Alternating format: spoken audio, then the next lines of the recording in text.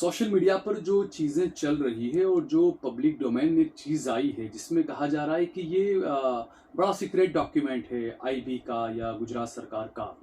अब इसमें जो चीज़ें हैं, क्योंकि एंटी रेडिकलाइजेशन सेल आपने बनाया है, ये अच्छी बात है। हमारा युवा भटकना नहीं चाहिए, ये हम सभी मानते हैं, ये सही बात है।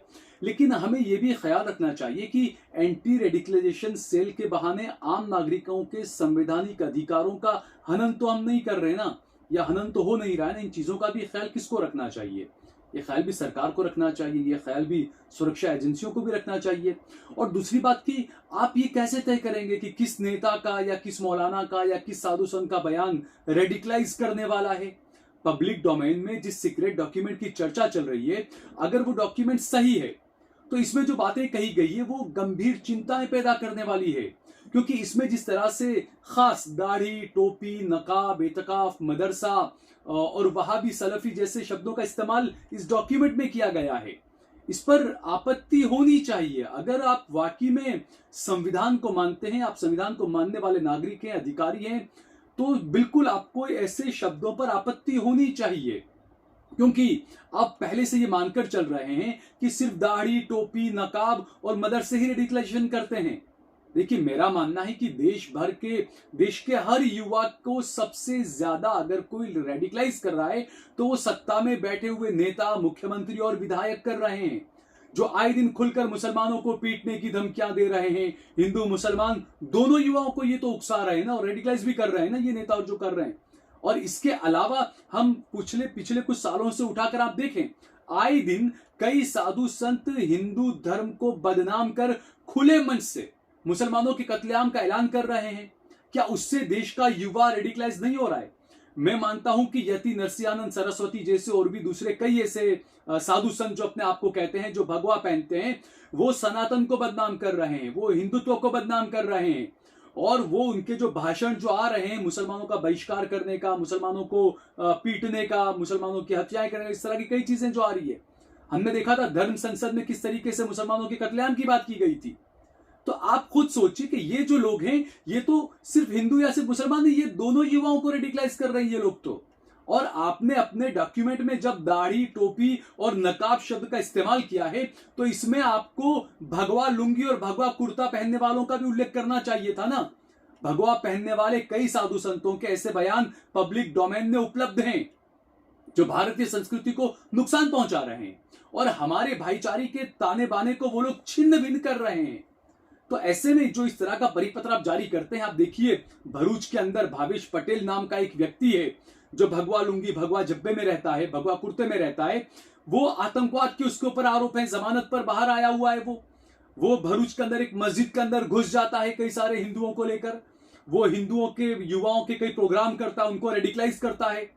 तो आपको वो चीजें नजर नहीं आती। जब आप इसमें दाढ़ी का, टोपी का, नकाब का आप इसमें उल्लेख कर सकते हैं, तो आपको इसमें लिखना चाहिए ना कि भाई जो भगवा लुंगी पहनने वाले हैं, जो भगवा जब्बा कुर्ता पहनने वाले हैं, वो उन पर भी ध्यान रखा जाए, वो लोग रेडिकलाइज करते हैं। एक तरफ आप इसमें लिख रहे हैं कि कोई भी व्यक्ति अगर जेल से बाहर आता है और वो किसी धर्म गुरु से मिलता है जो कट्टरपंथी हो या इस तरह का हो, तो उसके खिलाफ उसकी जांच की जानी चाहिए। तो ये जो भावेश पटेल है, जेल से रिहा होकर ये जमानत पर बाहर आया है, ये किन लोगों से मिल रहा है, ये क्या कर रहा है, इसके पोस्ट क्या क्या है, किन लोगों को, किन युवाओं को इन्फ्लुएंस कर रहा है, क्या उसकी आप जांच नहीं करेंगे?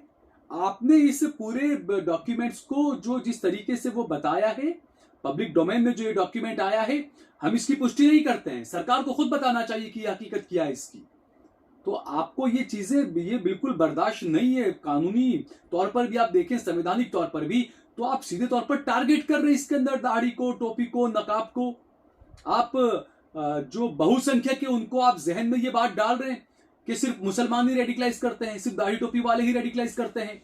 इसमें यह कहा गया है कि कोई व्यक्ति मुसलमान दाढ़ी टोपी अगर रख लेता है, अचानक वो अपनी नौकरी छोड़ देता है या अपनी पढ़ाई छोड़ देता है धर्म के नाम पर, तो उसकी भी जांच होनी चाहिए कि उसका अचानक वो दाढ़ी रख लेता है बाद में नौकरी छोड़ने के बाद, या अचानक वो अपने जबान में, आम बातचीत में अरबी अल्फाज का इस्तेमाल करने लगता है, तो वो भी जांच के दायरे में आएगा। तो ये तो अपने आप में बड़ा मजाक का खेज है ना, ये मजाक लगता है ये।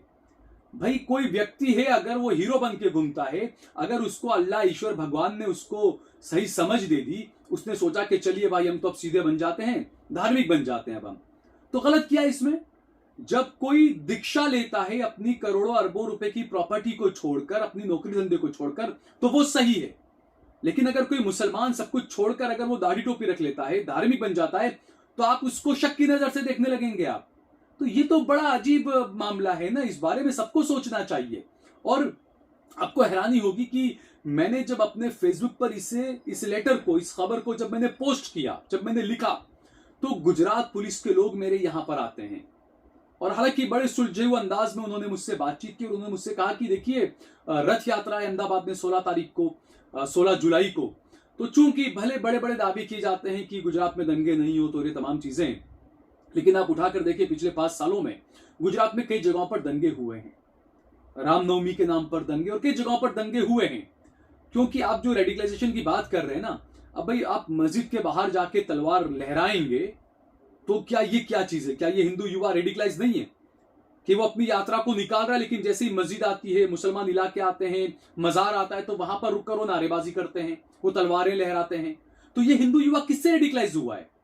तो इसी तरह की कई घटनाएं आई है जहां पर दंगे हुए हैं गुजरात के अंदर, अलग अलग जगहों पर आगजनी हुई है, मुसलमानों के मकान जले हैं, हिंदू भाइयों की भी दुकानें जली है। तो ये जो चीजें हैं, इनको लेकर भले दावे किए जाते हैं गुजरात में कुछ नहीं होता, लेकिन बहुत सारी चीजें इस तरह की गुजरात में होती है और मीडिया नहीं दिखाता है, वो एक अलग बात है।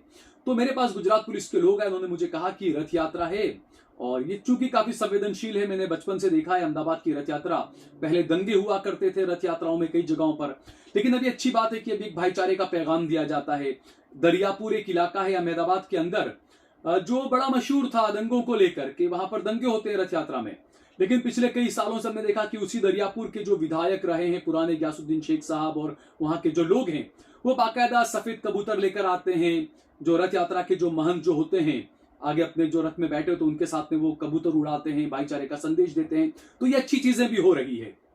लेकिन जब मुझे पुलिस ने कहा कि आपकी इस पोस्ट की वजह से कुछ रथ यात्रा में कुछ गलत, आपका पोस्ट का कोई युवा कुछ गलत मतलब ना निकाल लें, और रथ यात्रा चूंकि बड़ा सेंसिटिव मामला माना जाता है यहाँ पर उस दौर का, तो इसीलिए आप फिलहाल जो है वो रथ यात्रा तक अपने इस पोस्ट को हटा दीजिए। मैंने उनका कहना माना, क्योंकि मैं खुद इस देश का नागरिक हूं, मैं खुद चाहता हूं कि मेरे देश के अंदर कुछ उल्टा सीधा ना हो, कुछ गलत चीज ना हो। मैंने इस चीज को समझा कि हाँ ठीक है, चलिए अगर रथ यात्रा में अगर मेरे पोस्ट की वजह से अगर कुछ इनको लगता है ऐसा, तो ठीक है, माहौल खराब ना हो, उन्होंने मुझे कहा, तो इसलिए मैंने खुद माहौल अच्छा बना रहे उसकी कोशिश करता हूं मैं, और इसीलिए मैंने फौरन फेसबुक से अपना वो पोस्ट हटा लिया, क्योंकि मैं नहीं चाहता कि मेरी पोस्ट की वजह से कोई अनहोनी हो, अनहोनी का कारण मेरी पोस्ट बने। लेकिन क्या जो नेता, मंत्री, मुख्यमंत्री, विधायक, साधु संत आए दिन मुसलमानों के खिलाफ हिंदू युवाओं को भड़का रहे हैं, उनके खिलाफ भी ऐसी ही कार्रवाई करती है पुलिस? यह बड़ा सवाल है। हम सरकार की गलत नीतियों का विरोध भी करें तो हमें आकर भाईचारे का हवाला दिया जाता है, और दूसरी तरफ कोई खुलकर मुसलमानों का बहिष्कार करता है, मुसलमानों के कत्लेआम का ऐलान कर रहा है, उस पर हमारी सुरक्षा एजेंसियां खामोश क्यों रहती है? मानो ऐसा लगता है कि वो जो पक्ष है जो ये चीजें कर रहे हैं, उन्हें ऐसा लगता है कि सत्ता का शेल्टर मिला हुआ है।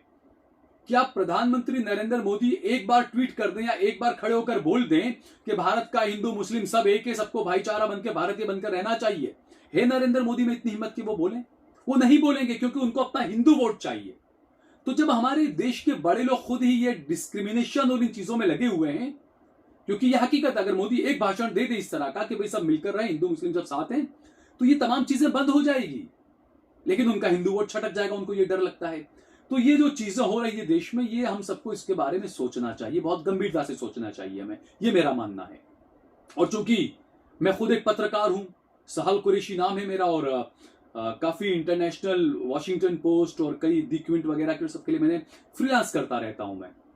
तो ये जो चीजें हैं, हम जैसे पत्रकारों को भी इसका सामना करना पड़ता है, तो आप सोचिए कि आम आदमी की तो क्या हालत होती होगी यहाँ पर। इसीलिए मैं कह रहा हूं कि हम सबको इस बारे में गंभीरता से सोचना चाहिए।